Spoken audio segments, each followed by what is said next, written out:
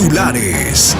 Delegados de Estados Unidos y Ecuador se reunirán para evaluar resultados de la cooperación norteamericana.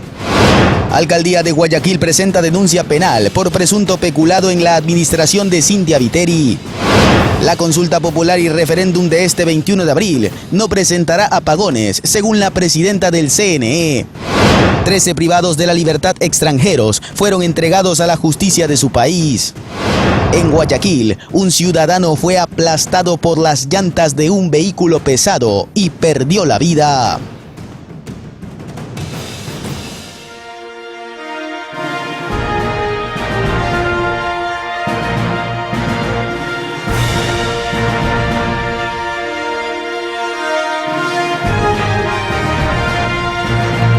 ¿Qué tal, amigos televidentes de Ecuador y el mundo? Bienvenidos a Noticias Oromar en su primera emisión.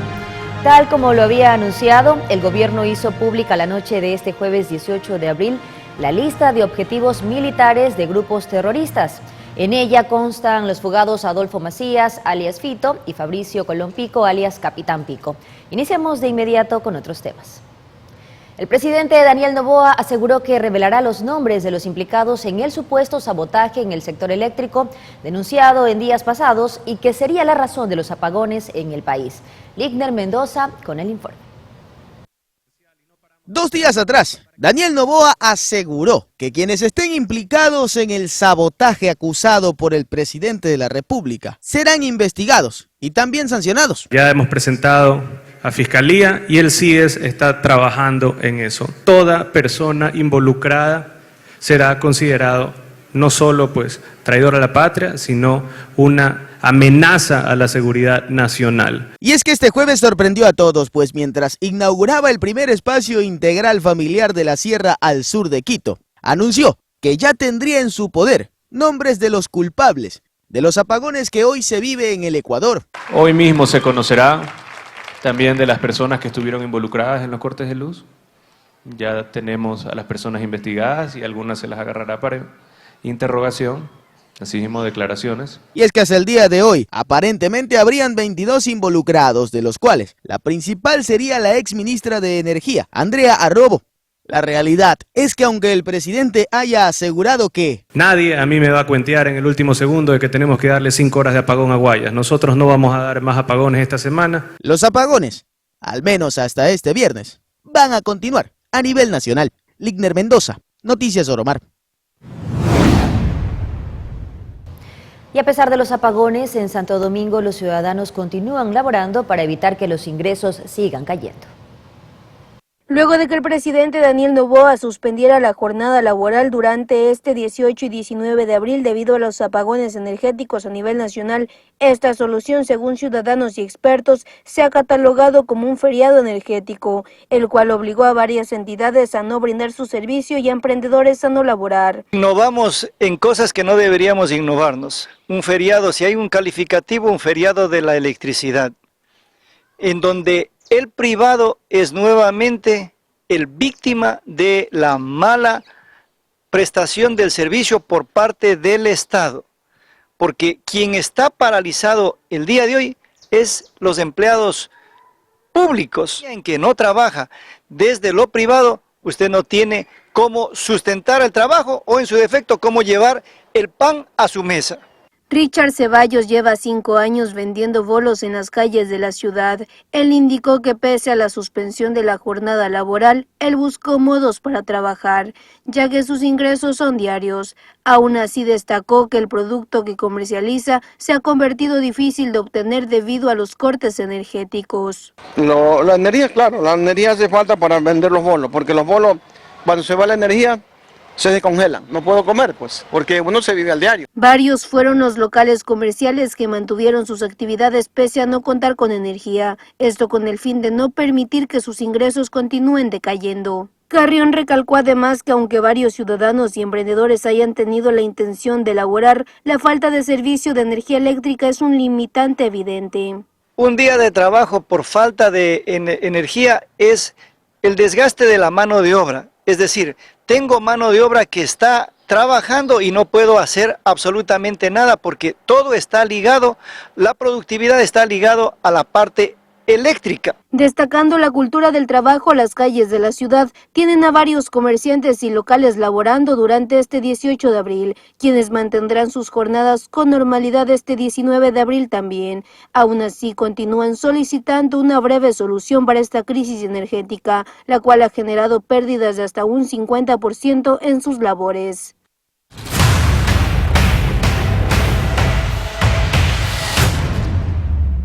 Y un nuevo golpe al narcotráfico deja al descubierto estructuras al interior de la Policía Nacional que reclutaban a malos elementos para facilitar las acciones delictivas.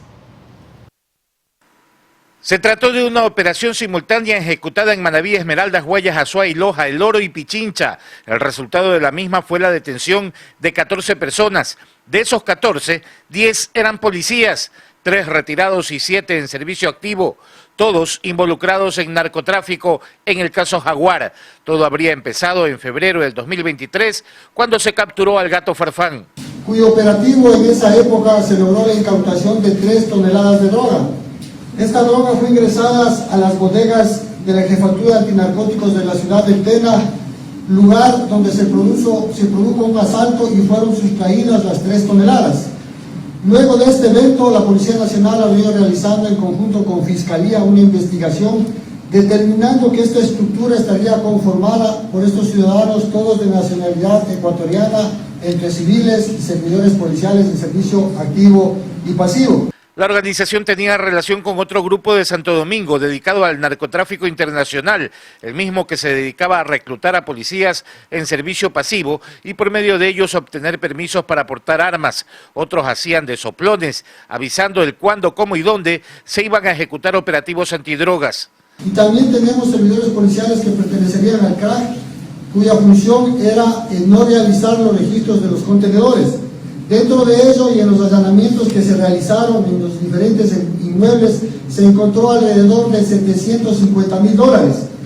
Es que las grandes sumas de dinero servían para comprar la conciencia de los policías y hacer que se pasen al bando del mal. En cada allanamiento se encontró efectivo, armas cortas y largas y más de 70 municiones de diferente calibre. Con la detención preventiva y con la ausencia de 3 días injustificados tendríamos la herramienta suficiente para dar y ser dados de baja con un sumario administrativo grave. Sin embargo, lo que nos llama la atención es que todavía no llegan a la audiencia y han presentado certificados médicos. Entonces, estas argucias que utilizan los abogados y estos delincuentes son las que prácticamente los dejan sin pie y pueden que determinen un grado de impunidad.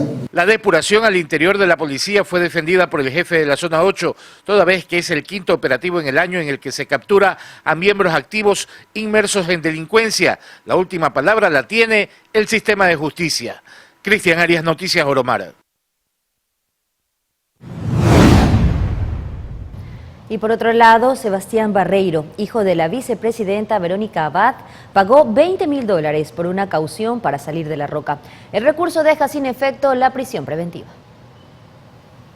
Una vez que la jueza anticorrupción María Fernanda Castro fijó en $20.000 el pago de la caución para que Sebastián Barreiro, hijo de la vicepresidenta Verónica Abad, procesado por el delito de oferta de tráfico de influencias, deje la cárcel de máxima seguridad La Roca en Guayaquil y en su lugar cumpla medidas alternativas a la prisión preventiva, la defensa del investigado entregó un cheque con el monto definido, antes de realizar el depósito de forma inmediata que les permita obtener la respectiva boleta de excarcelación. El 4 de abril, Barreiro y sus abogados apelaron a la prisión preventiva, pero la jueza rechazó el recurso.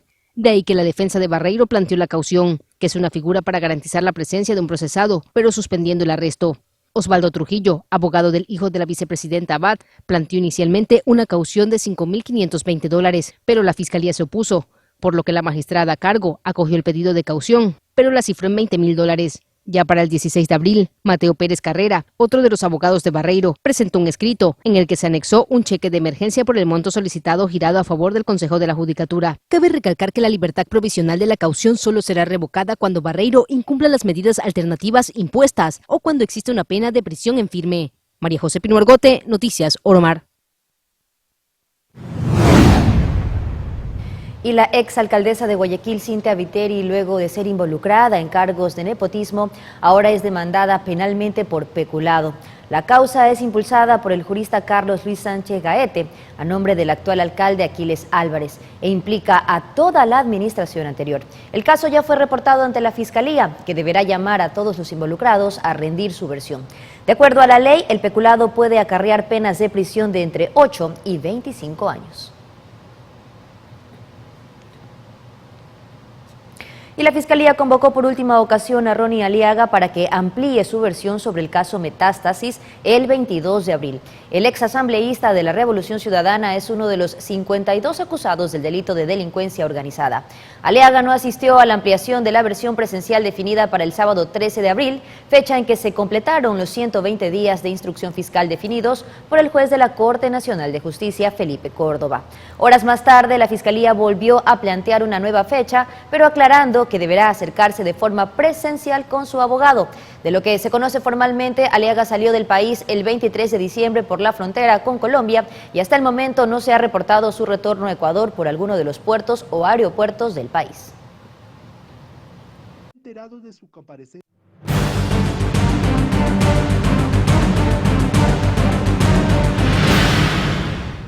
Y el Consejo Nacional Electoral suspendió la votación del referéndum y consulta popular en Rusia y Bielorrusia, tras contratiempos logísticos que no permitieron que los documentos electorales lleguen antes del domingo 21 de abril. Así lo confirmó la entidad a través de un comunicado en sus redes oficiales. En Moscú son 404 ecuatorianos habilitados en el padrón electoral, mientras que en Belarus existen 41 electores. Y 1.147 cámaras serán ubicadas en 1.070 recintos electorales para asegurar la atención de emergencias y el control durante la jornada de votación. El Servicio Integrado de Seguridad ECU 911, junto con más de 20 instituciones, implementará un plan de operación para garantizar la seguridad. Bolívar Tello, director general del ECU 911, aseguró y afirmó que se mantendrá la operatividad para responder las necesidades de la ciudadanía. Y Diana Tamaín, presidenta del Consejo Nacional Electoral, aseguró que el gobierno ha garantizado el normal suministro eléctrico en todo el país para este domingo 21 de abril. Bueno, en principio, el presidente de la República nos ha garantizado que no se darán apagones para el día domingo de ninguna manera. Sin embargo, el Consejo Nacional Electoral siempre tiene medidas de contingencia, ya sea por inundaciones, ya sea por situaciones adversas de tipo climático, en las carreteras, en las vías, incluso en temas de seguridad, y nosotros no hemos obviado en esta ocasión esas medidas de contingencia. Y respecto a la posibilidad, que siempre lo hemos hecho, es en primer lugar, las delegaciones provinciales todas tienen ya contratado o planta propia de generación eléctrica. Y este jueves 18 de abril se inauguró el proceso de voto en las personas privadas de libertad. En la delegación del Guayas se estima que más de 300 reclusos ejercieron su derecho al voto. Un total de 16 juntas receptoras se instalaron en los recintos carcelarios de Guayaquil, 13 para varones y 3 para mujeres. Así, unas 359 personas privadas de libertad ejercieron su derecho al sufragio en esta consulta popular. 359 PPL que van a votar el día de hoy. Van a ejercer... Empadronados había más, doctor. ¿Cuál es la diferencia entre estar empadronado y no tenerla?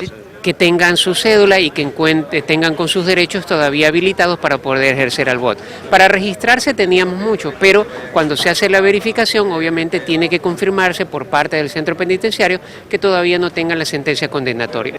El empadronamiento previo de los privados de libertad sirve como registro para quienes no tienen sentencia ejecutoriada. Estos eran alrededor de 2.500. Sin embargo, solo 359 cumplieron con la cedulación, requisito ineludible para el voto. Bueno, nosotros tenemos para el día de hoy 16 juntas receptoras del voto que se van a instalar en cada uno de los centros de privación de libertad.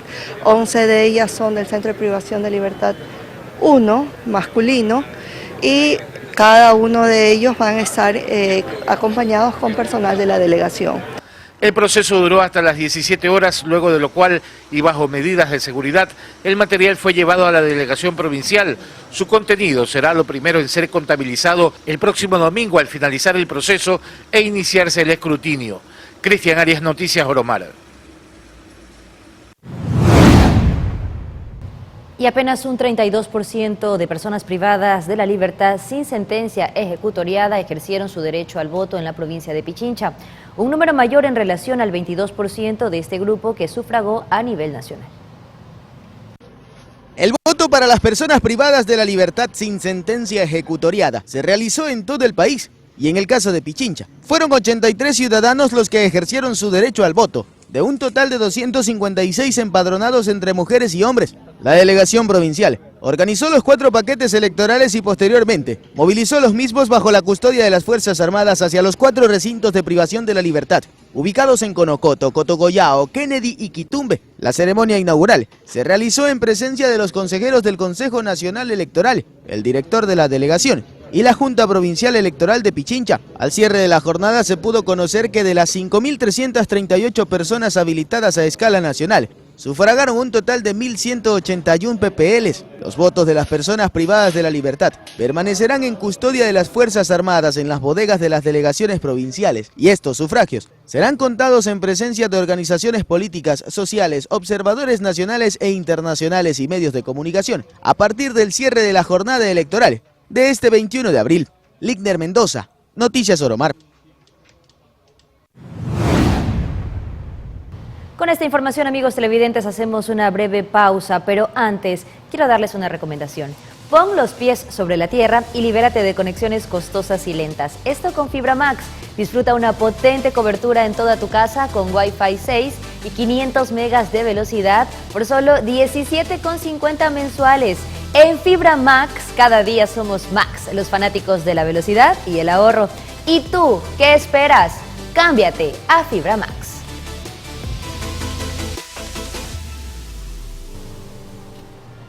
En breve estamos de regreso, amigos televidentes. Ya regresamos con más noticias.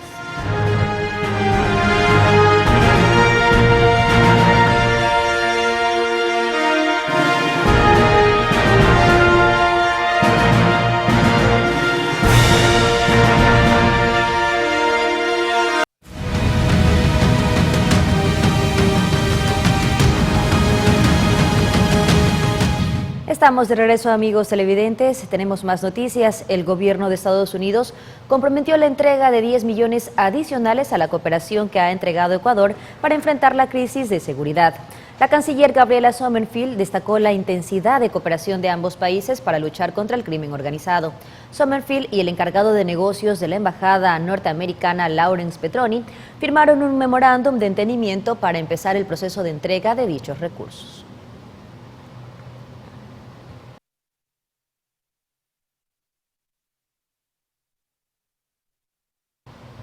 Y la lista de los criminales más buscados por el eje de seguridad fue difundida la noche de este jueves 18 de abril por la presidencia del Ecuador y contiene los nombres de líderes de algunas organizaciones delictivas que fueron consideradas terroristas por el gobierno.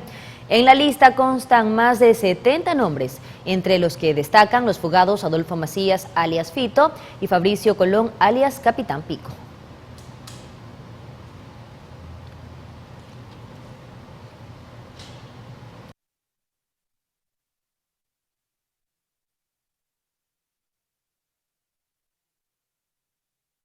Y el gobierno nacional inició este jueves el proceso de repatriación de presos extranjeros. Se empezó con un grupo de 13 reclusos colombianos que fueron entregados a las autoridades de su país de origen para que sigan cumpliendo sus penas. Entre los reclusos repatriados se encuentran 11 hombres y 2 mujeres que se localizaban en la cárcel de Tulcán, perteneciente a la provincia fronteriza de Carchi, al norte de Ecuador, según comentó el Ministerio de Relaciones Exteriores en un comunicado. Los trámites de salida del país se realizaron en las oficinas de migración para posteriormente formalizar la entrega a las autoridades competentes colombianas en el puente internacional de Rumichaca. En el operativo de traslado participó personal del Servicio Nacional de Atención Integral a Personas Privadas de la Libertad, SNAI, así como de los Ministerios de Relaciones Exteriores y de Interior, la Policía Nacional y la Interpol. Gracias a la cooperación entre autoridades ecuatorianas y colombianas, el día de hoy hemos trasladado los primeros 13 personas privadas de libertad hacia Colombia. Todo esto en marco de los acuerdos bilaterales que tenemos. Esperamos seguir con la cooperación para poder completar el traslado de las personas que nos hemos comprometido entre ambos países. La repatriación de presos extranjeros fue un mandato del presidente, que en el mes de enero suscribió un decreto para reducir el hacinamiento de las cárceles del país, foco de la crisis de violencia atribuida al crimen organizado, donde desde el 2020 han sido asesinados más de 500 presidiarios, la mayoría en una serie de matanzas carcelarias por disputas entre bandas rivales. De los más de 32.700 presos que se encuentran encarcelados en las 35 prisiones operativas de Ecuador, hay más de 3.200 que son extranjeros, que tienen 55 distintas nacionalidades, lo que representa aproximadamente el 10% de la población penitenciaria. Y cambiamos de tema. Una mujer está desaparecida desde el viernes 12 de abril, luego de haber asistido hasta el Hospital General de Santo Domingo. Familiares y amigos buscan a la ciudadana de 36 años. Con lágrimas en los ojos, es como Telis Solórzano pide encontrar a su hija Sandra Solórzano, de 36 años de edad, que hace más de 5 días fue en búsqueda de atención médica al Hospital General Santo Domingo, lugar en donde fue vista por última vez. Ella habría asistido para solicitar ayuda por problemas de salud. Durante eso se mantuvo en contacto con su mamá, quien indicó que horas después nunca pensó no volver a saber de ella. Ella conversó conmigo también, mamita, dice, ahí van los muchachos para que se bañen, y igual les dijo a ellos que no se demoren y que no la dejaran sola. Entonces ella me dijo, mami, yo acomodé el lugar, dice, en un descuido que el guardia así como lo saben llamar cada rato, dice, yo me entro. Y así mismo le dijo a los niños, dice, así mismo, conforme me lo dijo a mí. Ella conversó conmigo antes que envié a los niños. Ellos llegaron aquí más o menos 11:30 y se fueron como a las 2 de la tarde, 2:30. Y ya cuando llegaron ya no estaba. Sandra tiene 7 hijos. Ellos todos los días preguntan por ella. Sus familiares indican que con el pasar de los días más dudas se generan, pues hasta el momento no han obtenido una respuesta positiva por parte de personal policial, a pesar de contar ya con la denuncia entablada. Nunca ha sido capaz de dejar a los niños solos. Por eso se nos hace raro ya hoy día prácticamente 8 días que ella salió de casa. Y no creemos que ella se haya ido. Algo pasó, angustiante lo que estamos pasando. Ya no sabemos qué hacer, hemos ido a la Fiscalía, a la DINASED, pero no nos dan respuesta. Las cámaras que no valen, que la cámara del ECU no se ve. No sé, todo es confuso, créame lo que ya no sabemos qué hacer. Según quienes laboran en este centro de salud, Sandra habría sido atendida y posteriormente dada de alta. Luego de ello habría salido de la entidad en compañía de sus hijos, pues alegan que no existe registro alguno de que ella haya vuelto. Bueno, lo que yo les puedo decir es que ese día la paciente fue dada de alta. Justamente estuve de guardia ese día de lo ocurrido y no hubo un regreso de la paciente, ni atención nuevamente, ni registro del guardia, ni atención directa. En ningún momento se volvió a registrar a la paciente, ni se volvió a atender. Se dio de alta en condiciones estables y de ahí ya no se supo más de la paciente. El día que desapareció, Sandra tenía un vestido de color rojo. Tiene 36 años y tiene a 7 menores de edad esperando por ella en su casa. Si usted tiene información, puede comunicarse a la línea de emergencias ECU 911 para brindar detalles y que personal policial pueda dar con el paradero de la ciudadana. Y amigos televidentes, tenemos una noticia lamentable que contar. Hace pocas horas, una joven murió al caer de lo alto de una terraza mientras participaba aparentemente de una fiesta. Cristian Arias se encuentra en Bellavista, lugar de los hechos. Adelante, Cristian, estamos contigo. Buenos días. Buenos días, gracias. Estamos en la ciudad de la Bellavista, en lo alto del cerro de la ciudad de la Bellavista. en la madrugada, alrededor de las 4:35, ocurrió un lamentable accidente. Aquí está ya Medicina Legal, ha llegado la Policía Nacional también, y es que en este edificio, si podemos mostrar un poquito quizás por la dificultad de la lluvia y el paraguas, en lo alto se desarrollaba una fiesta en la madrugada. No había energía eléctrica, en determinado momento se fue la luz, decidieron por el calor abrir un ventanal. Esto tiene una altura aproximadamente de unos 30-35 metros. En un tercer piso una joven se sentó. Al abrir un ventanal quedó un murito, se sentó allí y al parecer por el consumo de licor y el ambiente de la fiesta, unos 50 jóvenes estaban reunidos, este local había sido alquilado y lamentablemente perdió el equilibrio y cayó. Al caer aquí, obviamente, pues falleció. Es lo que se conoce hasta el momento. Hay personal de la Policía Nacional acá, del eje preventivo, ellos están acompañando el procedimiento que Criminalística desarrolla acá. Nosotros tendremos un nuevo contacto con mayor información más adelante. Bien, Cristian, muchísimas gracias por ese reporte. Estamos pendientes de lo que está ocurriendo a esta hora con este caso que sin duda entristece a su familia, quienes estaban en un momento de entretenimiento y terminó en desgracia. Y en Guayaquil mismo, la policía, en coordinación con personal municipal, realizó un operativo en locales dedicados a la compra de materiales reciclables, muchos de los cuales ocultaban cosas robadas e incluso servían como bodegas de armas blancas. Un total de 23 personas fueron detenidas. 14 locales fueron clausurados por no tener los permisos apropiados para la actividad. El jefe del distrito Nueva Prosperina recalcó que estos establecimientos forman parte de una cadena de delitos, pues muchos ladrones van a entregar lo robado a cambio de dinero.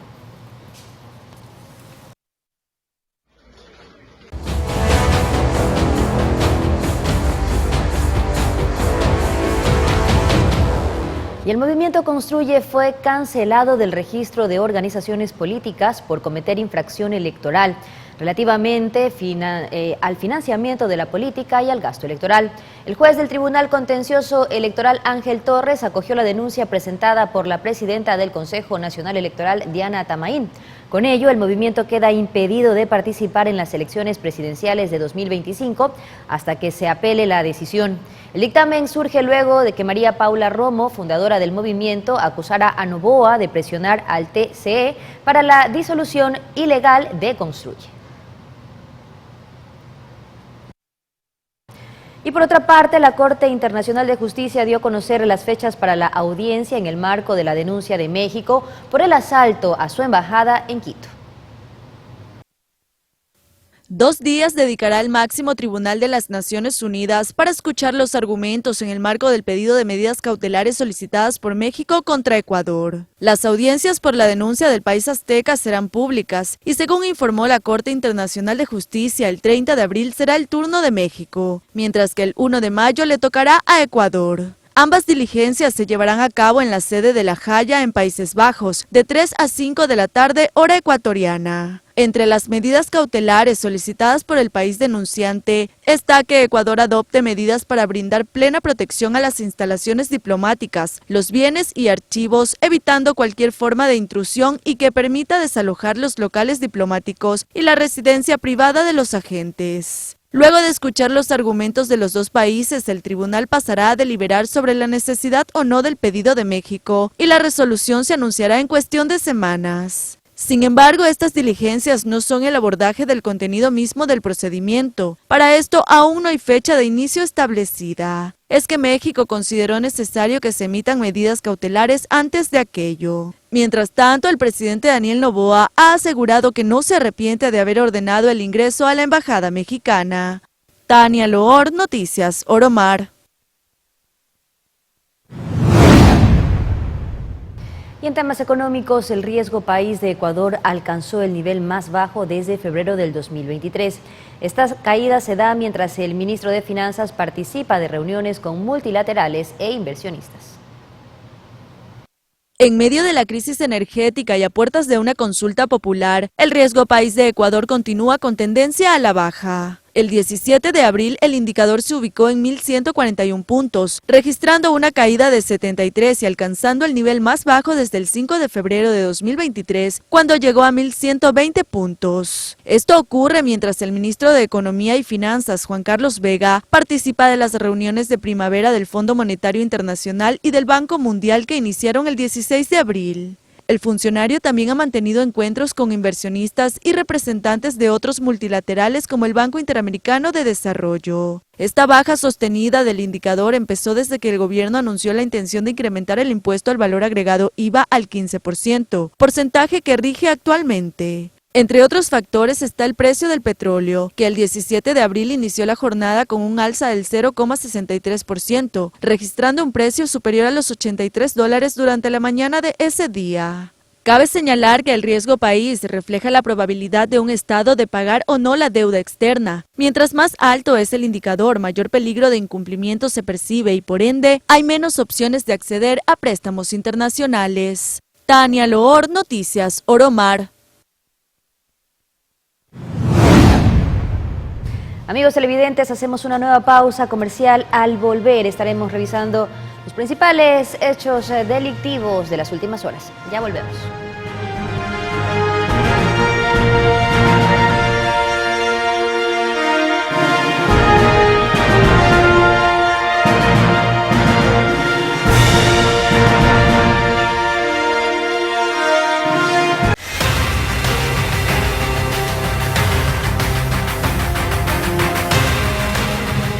De regreso, amigos, más noticias. La noche de este jueves 18 de abril se registró una nueva muerte violenta en la ciudad de Manta.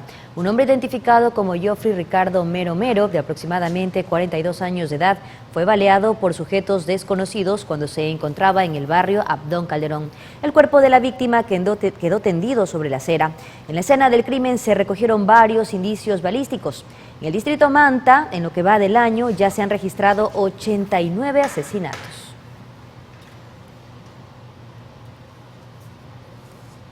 Un hombre de aproximadamente 25 años de edad fue encontrado sin vida en una zona rural del cantón Rocafuerte, provincia de Manabí.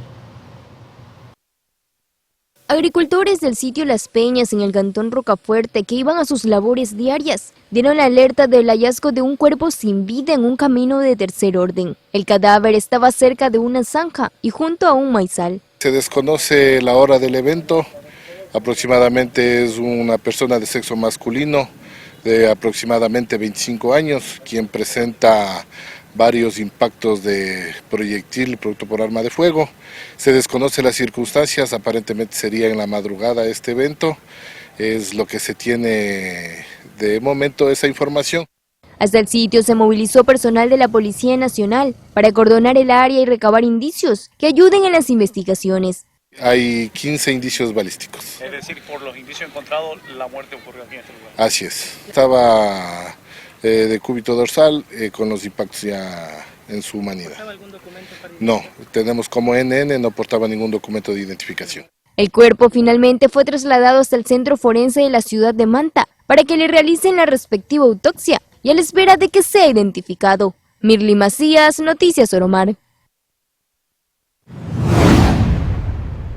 5 presuntos integrantes de un grupo armado colombiano en Lumbaqui, Sucumbíos, fueron aprehendidos por la Policía Nacional tras un operativo contra actividades de minería ilegal. Uno de los aprehendidos habría participado en el ataque armado a un establecimiento, hecho ocurrido el pasado 3 de abril del 2024 en La Joya de los Hachas. Entre los indicios están 2 vehículos, un arma de fuego, 2 alimentadoras, 8 celulares, radios de comunicación y dinero en efectivo.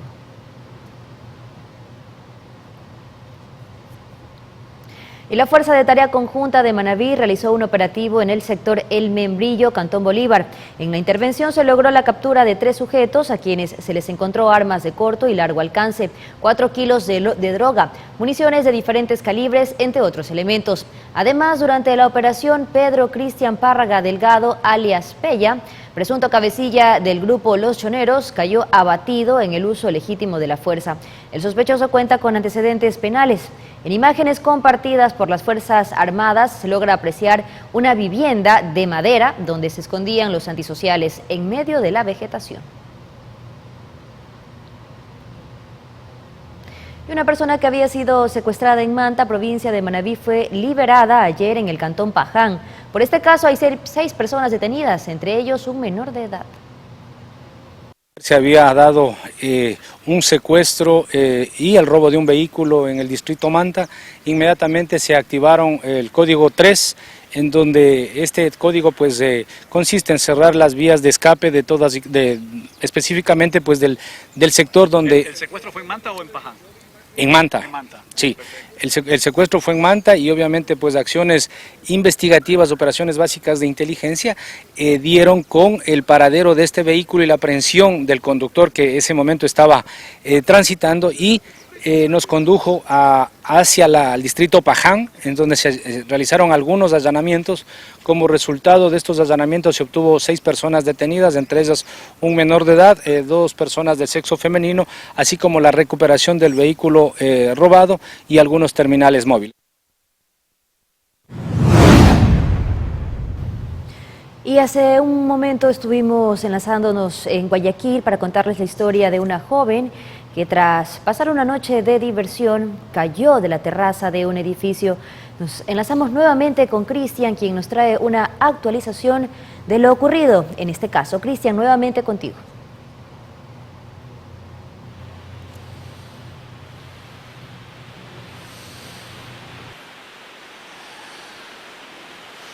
Gracias, compañeros, buenos días. Estamos en la parte alta de esta edificación porque nos ha permitido el dueño llegar hasta acá. Allá se observa la parte donde se desarrollaba esta fiesta. Este local es un local que lo arriendan usualmente para eventos sociales. Habían 50 jóvenes aquí reunidos celebrando una reunión, una fiesta, y en determinado momento de la madrugada se fue la luz. Alrededor de las 4:30 se dice decidieron abrir un ventanal. Estos son vidrios templados, no son vidrios que se puedan abrir. Han tenido que forzar para poder abrirlo. Y se han sentado en ese borde que se aprecia allí. Es un muro muy bajo y al estar sentados allí ha perdido el equilibrio una joven, lamentablemente, y ha caído al vacío. Una altura aproximadamente de 3 pisos y lastimosamente esto le ha ocasionado la muerte. Ya está el personal de criminalística y de policía tomando el procedimiento acá. Nosotros tenemos que retirarnos, pues aquí se van a tomar los indicios de lo ocurrido. El propietario de la edificación dice que pues alquiló el local para una fiesta. Lamentablemente pues no se imaginaron que forzarían esa ventana y que estarían expuestos a ese riesgo. Aparentemente lo ocurrido es un accidente, no ha habido peleas, no ha habido riñas, pero eso es algo que tendrá que investigarse. Hasta aquí nuestro informe, ustedes continúan en estudio. Bien, Cristian, muchísimas gracias. Es lamentable lo que ha ocurrido y sin duda las autoridades serán las encargadas de determinar cómo ocurrió. Vamos a avanzar con más, amigos televidentes, vamos a una pausa comercial y en breve estamos de regreso.